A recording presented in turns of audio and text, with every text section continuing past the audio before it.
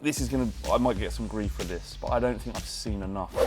On the ball, he's just a liability on the ball, and we've seen it for so many games now. He's going to be a superstar, and I hope it's going to be at Spurs. It was another disappointing week for Spurs, sadly, for Flav and myself, following that 3-1 home defeat to Crystal Palace. We can have a look at just how badly that result affected the Premier League tables. This is the bottom half of the Premier League as things stand. As you can see there, Tottenham just 2 places and 1 point above the relegation zone. So it doesn't look good. And it doesn't look any better when you have a look at the fixtures as well. So this is what is coming up next. Obviously, Spurs in action in the Champions League. They've got Atletico Madrid. But in between those 2 legs with Atletico, they go to Anfield. They've also got that huge game against Forest. And when you look at those fixtures, Flav, there's a lot of tricky ties there going away to Stamford Bridge. You've got Villa as well. Give me your honest thoughts on the relegation situation. Do you think realistically Tottenham are going to get relegated this season, or do you think they'll be okay? I'm concerned because I think West Ham and Forest look comfortable, whereas we look like the complete opposite of that.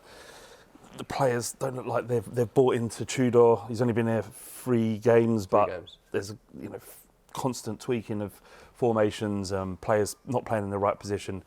We set up as a 4-4-2 against Fulham with Gallagher as the wide right midfielder, and at that point you're like, oh no. At that point I was like, oh no. You know that sinking feeling that maybe he's not going to get this right, and he's got to get this right. So my worry more is that West Ham and Forest will continue to pick up points. I think if you look at the average since Nuno's taken over at West Ham, they would have around 45 points if at this point, if he had started at the beginning of the season. So, and that's sort of, you're potentially looking at Conference League places at this stage, if that is the case. Whereas we feel like we're going backwards. So it's going to be an awkward one for Tudor because you've got this game that we really don't want in Atletico Madrid. Yeah. We've got no real right to go out there and get a result. Imagine if we did. And then get into the next round of the Champions League. What do you think about a lot of Spurs fans have been sort of split on this. Obviously, still in the Champions League, Tom, and they're in the favourable side. But the flip side is, obviously, if they do well in that, it's more games and could impact the Premier League form with an already depleted squad. Yeah, it's not ideal, but you never want your team to lose. You want to compete. And actually, what would a win against Atletico Madrid do to the confidence? Yeah, because we need to take a win from anywhere at the moment. But Tudor's got this really difficult situation because he's lost 3 already, getting beat handedly in every one of those games. And then both games against Atletico Madrid, you could argue, is going to be tricky for him. And then away at Anfield is impossible at most times. Luca, let's talk about Igor Tudor. I mean, is this what you're expecting? Is he underperformed? What you're seeing, obviously, as a Juventus fan, is it similar to what you're seeing now as a Tottenham fan? No, it was very different. I feel sorry if I did sell a dream to Tottenham fans when I spoke to Flav, Ben, Fuad. But I only gave my experience with Tudor at Juventus, and it was a very positive one. He came in a precarious situation last year when Motta wasn't doing too well. We weren't getting Champions League at the rate at which we were playing. And he came in, he only lost 1 game for the rest of the season against Parma, I believe, away. And he got us over the line, he got us Champions League football. And we've seen a track record of Tudor in the past, whether that be at Hellas Verona, Marseille, Juventus, getting over the line in tough situations. And I thought, as a character, as a person, as a coach, he was the right man with the choices available for Tottenham to come in and save them from going down. But in all seriousness, it's not been great for him. There's definitely some tactical flaws in his game that we've seen. But at the same time, you can't solely blame Tudor because Tottenham have built up this situation over the season. What do you make of the players' situation? We should come on to that now, right? Let's have a look at this playing squad, because that is what we're going to assess today. We're going to go through every member of the current first team, not including players that have gone out on loan. And Flav is going to say whether he would keep them or whether he would let them go based on this season's performances, right? So you're the gaffer, the director of football. It's down to you. As Joe said, the main players here. And the boys are going to chip in throughout. We're going to hear Faysal and Luca. I want to caveat this in as much as that the players have been playing a very difficult situation at Spurs. We have horrendous injuries, 2 managers and upheaval behind the scenes. So it's difficult to answer these questions without it looking like you're throwing players under a bus. So I just wanted to make that point. No, fair enough. But we can start with Vicario. I'm pretty strong on this one. Go on. Why are you strong? I think he's had issues all season. there's been moments where he has been very vocal about the support and the fan base, and his level of performance hasn't been up to that, and it makes it problematic. I think we need to look at upgrading him as a goalkeeper, and so for me, it's a red X. You're shaking your head, Faysal. He's bad. He is honestly very bad. I've watched the sport for a long, long time. He might be one of the worst goalkeepers I've seen. Wow, I think that's harsh. harsh. That's very harsh. He is. Luca. I can't back him on that statement. He is bad. Positionally, I've watched. He might be responsible over 60% of your goals. I just look at him. He's just. That's just a made-up stat, though, isn't it? Is that, He's made that up. No, he is. Yeah, He's no, bad. he's. Look, there's certain parts of his game he's incredible at. Shot stopping, his distribution. He's awkward in the way that he plays, especially off the left foot.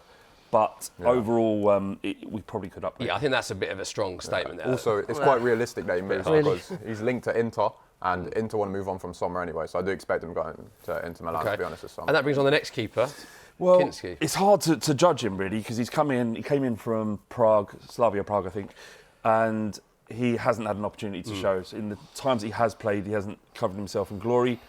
But given that Vicario's form has been such, and Kinski hasn't even got a look in then, it's got Only 2 appearances this season. It's got to be a red cross as well. However, the second goalkeeper is a difficult route to play. But yeah, at this stage, Pedro Porro. Pedro Porro has some genuinely world-class attributes. His delivery, his crossing. He's probably the best crossing fullback in the league. And I would. It would be foolish to even consider moving him on. This is interesting, isn't it? Because obviously this is from Flav's point of view of who we keep, who it's up. But if they were to go down, players like Pedro Porro, Luca, I think he'd definitely look to move away. even if they stay in the league. I think with Porro, right, I think he's one of your best players. So if there were clubs abroad, even other Premier League clubs sniffing around, I wouldn't be surprised if he was to leave Tottenham. I think he's been a great servant for you guys, and I think he's been really, really good over the last few years. And I do agree that he's one of the best, like on his day, he's one of the best fullbacks around. But I would see him leaving, to be honest. 9 assists last season in all comps. So like going forward, he's got that attribute. And I think he's played the most Premier League starts for Tottenham as well. So he is an ever-present. So he's one to keep for you. Yeah, I mean, the conversation if we go down is a different one completely. Yeah. We won't have a of choice. course. Yeah. But What do you think of his reaction? I'd imagine when he got taken off the other day. He's an emotional guy. Again, you got to accept that as a part of his game. And some of the best players in the world are emotional. Jed Spence, I would keep. Hasn't had a great season. Consistently playing out of positions. Played centre back last year with Postecoglou. He's played right back, left back. He played wing back. He just gets on with it and does a job. So Is that an important point, actually? Obviously, I'm a fellow Spurs fan, is that obviously we're aware that performances are way under par, hence why Tottenham are in a relegation battle. But actually, with a lot of these players, they have been playing in multiple positions and playing out of positions in different systems. So is that hard to get momentum due to all the other factors that are going on with things like injuries and... You've got to remember, but Spurs have had a 3-year injury crisis, right? We've had this since Postecoglou's first season. His second season, this one has been the worst. At times, we've had up to 13 first-team players out. Our first team injured was probably better than the one we could put on the pitch. Do you have to take that into account when you do this, though? If a player hasn't been available for 2 years and just can't get fit and doesn't feel like he's going to be a player who can perform on the pitch for you, do you have to take that into account with players you potentially can move on? So it's a good time to mention the Brings doggy. us a nice Because he, again, on his day, excellent. Marauding, what really offers nice balance at Spurs as well. We're a much better team when he is fit, just cannot stay fit. And I'm in no way suggesting that we should move him on. He's definitely going in the keep pile, but his injuries, especially his hamstring injuries, which are reoccurring, are a massive issue.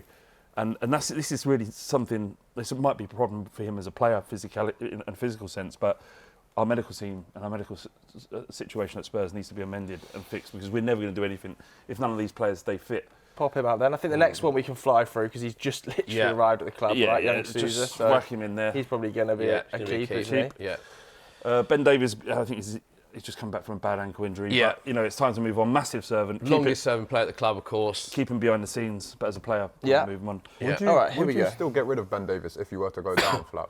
Because I reckon if you went down, he would be quite an important part of your team, if that makes sense for the experience going into the Championship. You probably would still. You would still, but okay. maybe, I mean, it wouldn't be against that. Yeah. But It's an again, interesting point you make, actually, because he's the longest serving player, and what he offers, the amount of young players I've spoken to at Spurs that say how much of a help Ben Davies has been for players settling into clubs and what he brings outside of the pitch as well. So it's an interesting point, that.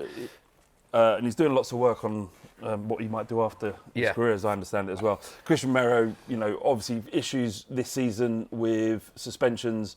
I think 7 games out. This is a big debate point, I think, among some Spurs fans. Some Spurs fans have got quite frustrated with him this season, haven't they? Of course, we're all frustrated with him. That red card against Manchester United really damaged us. And if you compound that with the fact that Mickey van der Ven also got a red card this week, I know it's just a one-game ban, but these are our 2 players that we need to be relying on. That's essentially where our leadership comes from. Do you see Spurs being able to keep hold of Christian Romero? I think either one of Romero or Van der Ven would be leaving this summer. Who do you think is more likely to leave? I would say Van der Ven. I've seen reports of Romero going to Atletico, and Simeone is a massive fan of him. But I've seen the same thing with Van der Ven. There's been reports to Barcelona, reports to Real Madrid. A lot of teams want Van der Ven's profile as a left foot centre back. Yeah, they may want him and they may want to leave, but it's going to be difficult to buy both of these players. I mean, these 2 are huge leaders for you. Captain Mickey van der Ven midweek sent off, Captain Christian Romero sent off at Old Trafford. Yeah. How much of a frustration has that been for Spurs fans this season? You could argue that we would have been probably in both of those games if they hadn't happened. We looked fine against Manchester United. Romero gets sent off, game's done. Same against, we just scored literally against Palace. Yeah. Our captain gets sent off.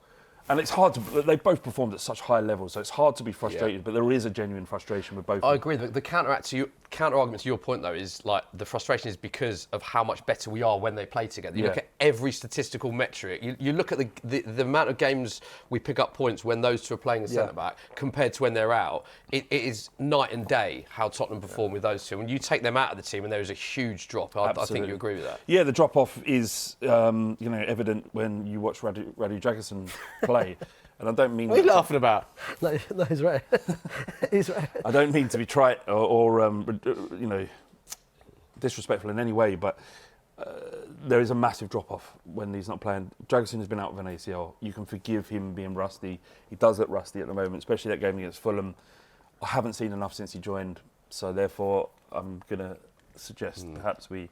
I presume from your laugh there, Faysal, you don't. No, I agree. No, that's a massive. No, I agree with the massive drop off when it's Van der Ven, Romero to the next options of Danso and Dragusin, because it's a huge level. Yeah, massive. I feel like Dragusin has struggled to adapt to English football a lot. He did quite well at Genoa when he was on loan there. Linked with Bayern Munich, wasn't he? With Bayern at the time, young, promising. I think the injury really hindered him, to be honest. Yeah, but and remember he was playing in a back line that Postecoglou created, which is very difficult. Yeah, it's very different to the defence he was playing in Italy. Yeah, and generally quite easier in Italy, isn't it? Well, we beg to differ, Don't stand for it, Luca, man. Back your league. Just because we're on live TV, I'm not going to agree with everything. I'm not going to accept this slant on the Serie A.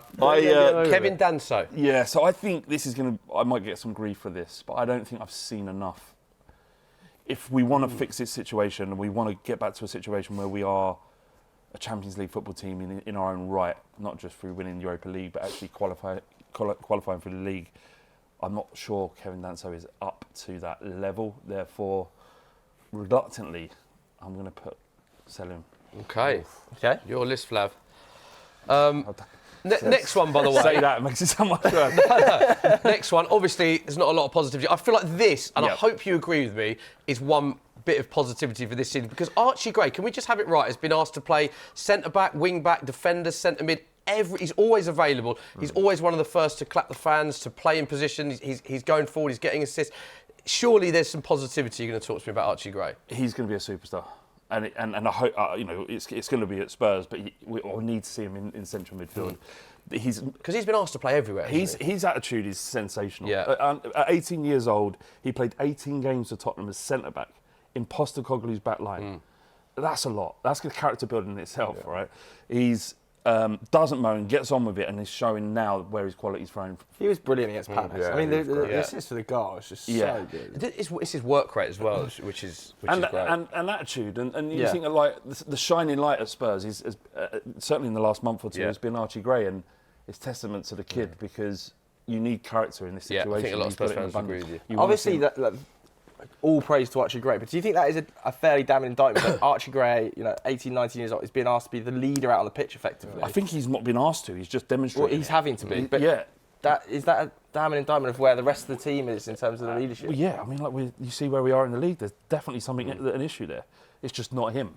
I also it's everywhere else. I think it's a massive compliment to Archie Gray because despite him being so young, for me, like an adjective to describe him would just be personality. A man to step up in the moment and really be a leader of this team at his young age is such a massive compliment. He's mustard. The kid's mustard. 46 appearances in all comps last season, by the way, which when we're talking about the issue Tottenham have with injuries, is again, has to be a massive factor to take into it. And for his age. Next up, Yves Bissouma. Yeah, I think it's done. It's probably been done for a while. He's been asked to come in an injury, in a squad decimated by injury, but probably wouldn't be playing if that wasn't the case. So Yeah.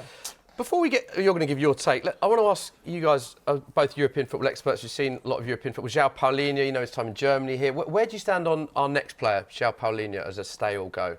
I was quite surprised at the level that he's dropped so far this season. Because at Bayern he didn't play and the company didn't use him. But I thought he would be a good person maybe to provide some security in the back line. But on the ball, he's just a liability on the ball. And we've seen it for so many games now. Don't mince your words. Huh? Don't mince your words, do you? I mean, you have to be honest.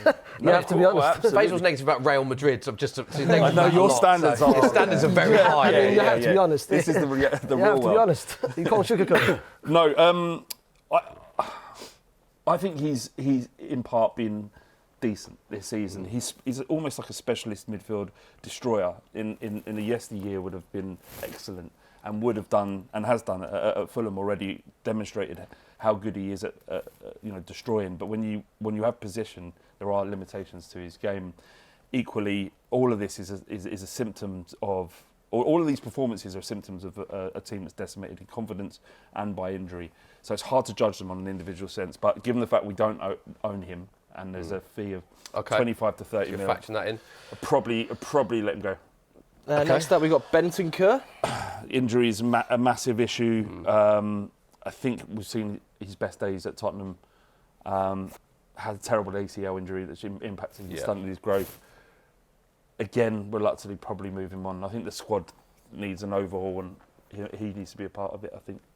Okay, next up. Pape Sarr, I'm on the fence on this. I don't know how you feel, Sophie, but he's, like, as a young kid, showed massive quality, massive desire. But in the last, certainly this season, I haven't seen it. I'm going to say keep. Okay. And the jury's kind of out on him. Yeah, definitely. Okay, so that was a tough one for you. You're sticking him in keep, which is actually, you've got the exact same number in keep and in sales. So surely the next one is dead cert to keep. Lucas Bergvall. Get rid. No, he's class. There's such a high ceiling for him. You can understand why there was interest from Barcelona. And I love him. He's such a player.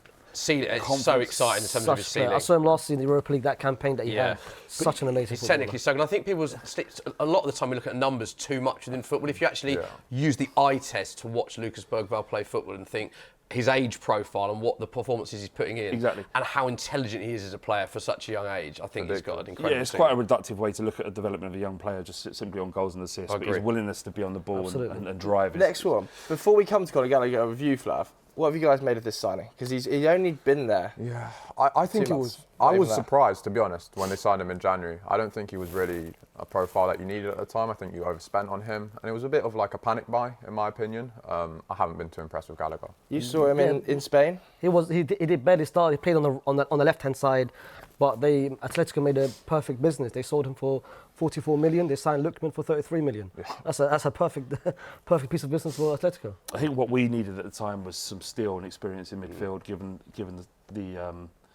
the situation we had. We didn't have the midfielders, so I understood it at the time. He was captain for Chelsea under Pochettino. In my head, I'm like, maybe they're buying him for Poch because Poch absolutely loves him. I think that's a dream that we can. That's who you want back as well, isn't it? Yeah, definitely. And he's been here 2 minutes. It'd be too hard to judge him. So okay, fair enough. Sorry about that. Next up, Xavi Simons. Yeah, again, a difficult season for him. Playing out of position, having to bed into the team, then gets sent off against Liverpool, 3 games out. There have been flashes of brilliance, but he's still bedding into the league. A player of his size and type needs time, so I'm going to give him that. Yeah. Yep. Okay. I think we'd agree with that. Yeah. Yep. ACL out all season. Missed him massively.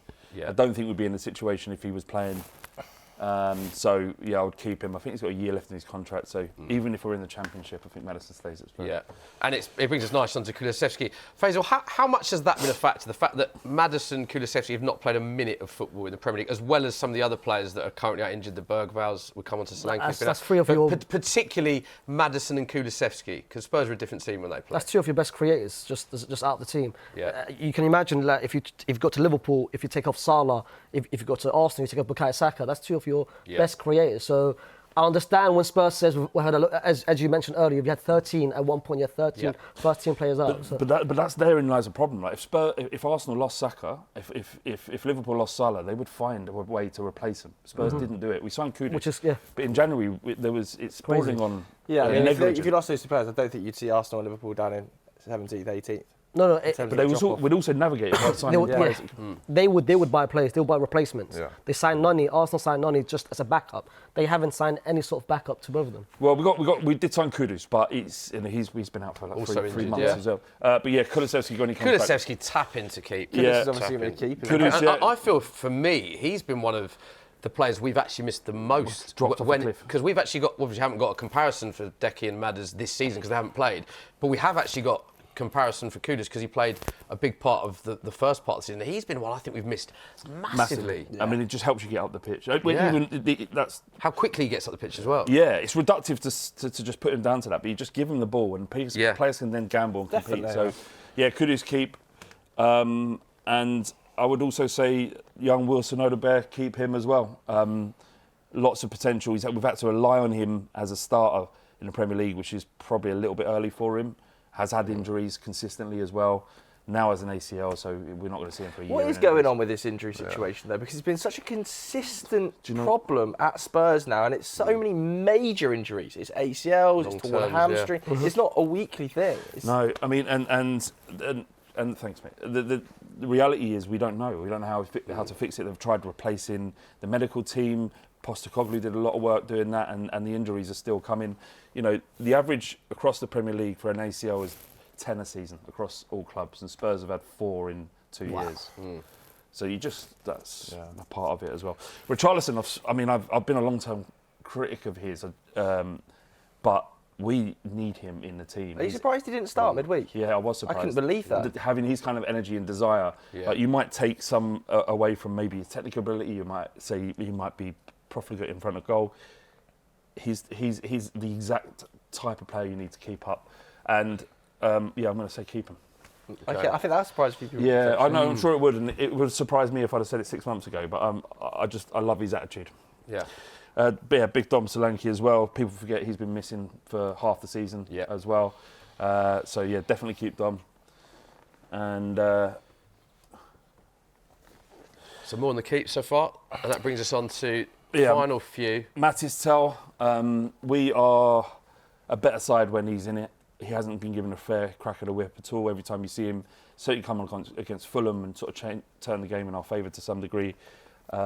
He needs opportunities. He needs playing time. I heard Gareth Bale talking recently about how much better he got when he played games, and Matis Tel hasn't been given enough opportunity. Let's bring the lads in on Tel, because obviously, again, he's played abroad in Bayern. Luca, what have you made of Tel and where you think he's best suited in this Spurs team? I think he's been really good when he's gotten a chance at Tottenham, and I think he deserves more game time, to be honest. I've seen him play off the left. He's looked effective there, and I think he'd be a useful asset really going into the last 9 odd games to try and keep Tottenham up. I mean, we don't have a and that brings us on to the last player, Kolo Muani. This is a guy who's worked with you before. This is your guy, Luca. Literally, I've been very vocal about Kolo Muani. I wanted Juventus to sign him in the summer, and I actually think, this is no disrespect, I don't think he wants to be at Tottenham because I think he wanted to come back to Juventus, but we just couldn't work something out of PSG. But him under Tudor last season, I said this to Flav as well when we did the video, he was so integral in getting us Champions League. Like, he turned up in big games, scoring big goals. He scored away at Lazio, he scored against Como, he scored a brace to get us Champions League. He scored on the final day against Venezia. He was so good, and it was almost just like a match made in heaven between us and him. The fans loved him. He scored on his debut against Napoli as well. And he scored, I think, in the first game with Tudor, if I'm not wrong, in the Prem against Arsenal. North London derby. He scored 2 technically. One got harshly disallowed. Yeah, exactly. So I just felt like he would be so important going into the rest of the season with Tudor at Tottenham, to be honest. And I really felt like they knew each other really well. I was buzzing when we signed him. Like I watched him play at Frankfurt, and he was just sensational. And I was like desperate for us to sign him when he went to Juve the first time because we were linked. But it just hasn't worked. And again, I think it might be the level of the Premier League is different. The physicality. I don't know if you saw watched the game against Fulham. Bassi made him look like a little boy. Yeah, he struggled. And you would argue that he is like a mid-table Premier League defender. He made it look easy. So where are you sticking him? Unfortunately, I think inevitably he's going to. Okay. There's no Faysal, let's get your Faysal, thoughts on what you've seen from Flav there. I've seen some correct decisions. Yep. There's a few players in keep, which I would say they might need to go. But of course, from a Spurs, I look at Richarlison. I'm quite surprised he's in there. I'm looking at even like this might sound a little bit too harsh, but I look at Dom Solanke as well. I feel like he as well himself. Wow. That's hard. Should need to go. Is there a question though that we should, with our spending capability and the fact that we've generated the ninth amount of money, most amount of money in Europe, is there an argument that we could be looking and should be looking for a number 9 that is better than those two? Maybe not in our current state. Are there that many 9s really on the market available at top level that would come to Tottenham as well in this moment? Probably not. No. Interesting. It's a debate for another day, that one. But there is a confirmation of Flav's selections. So I've one last look at it. There we go. The players that he would keep and the players that he would sell if he was in charge at Spurs. Enjoyed us. Let us know what you think of those selections at home.